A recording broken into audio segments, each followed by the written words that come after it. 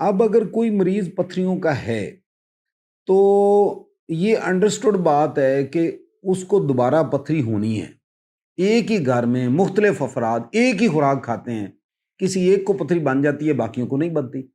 तो ये उसके अंदर मुख्तलिफ थ्योरीज हैं कि वो कैसे पथरी बनती है। उसमें सुपर सैचुरेशन थ्योरी है कि वो जो नमकियात होते हैं वो बॉडी में ज़्यादा हो जाते हैं, जब वो गुर्दे में आते हैं तो पेशाब में उनकी मिकदार ज़्यादा होती है और ज़्यादा होने की वजह से वो इकट्ठे होने शुरू हो जाते हैं और वो पथरी की शक्ल इख्तियार। आग के ज़रिए हम मरीज़ को एडवाइस करते हैं कि ये थोड़ी सी चेंजेस लाए ताकि दोबारा पथरी ना बने। आम तौर पे 5 साल बाद 50% लोगों को पथरी दोबारा बन जाती है और 10 साल बाद तो दोबारा बनना ही होता है। हर मरीज में जो एक दफ़ा पथरी का मरीज बन चुका है 10 साल बाद उसकी दोबारा पथरी बननी होती है। इसमें ना ऑपरेशन का कोई कसूर होता, ना ट्रीटमेंट का कोई कसूर होता, ना सर्जन का कसूर होता। लेकिन उसके लिए हम कुछ एडवाइसेस करते हैं कि आप ये तरीके इख्तियार करें, कुछ परहेज़ करें, कुछ चीज़ें खाएँ ताकि दोबारा पथरी बनने से रोका जा सके। करते हैं जब पेशेंट घर जाता है तो हम उसे कहते हैं कि गोश्त ज़रा कम खाए, प्रोटीन वाली चीज़ें कम ले, इसलिए कि हमारे मुल्क में यूरिक एसिड स्टोन्स की भी काफ़ी रेशो है, तो वो जो प्यूरिन और फिर वो यूरिक एसिड बनाती है तो वो भी स्टोन फॉर्मेशन में हिस्सा डालते हैं। और दूसरा हम कहते हैं कि ज़रा नमक थोड़ा सा कम खाए।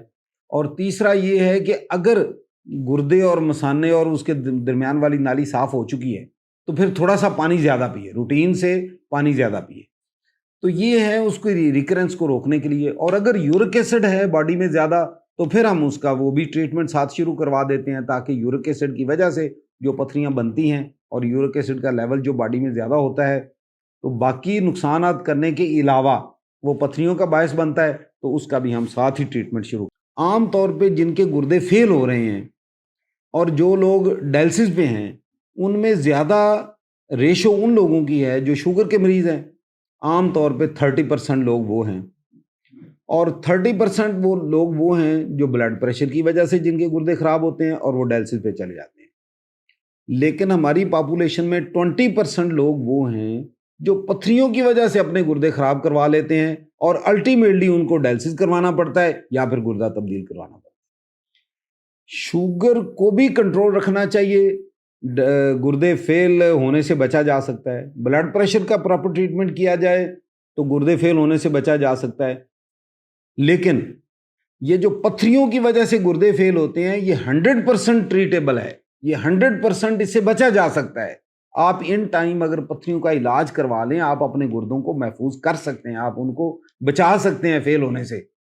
तो ये बड़ी अहम बात है कि ये बदकिस्मती है कि अगर पथरियों की वजह से किसी के गुर्दे फेल हो जाए।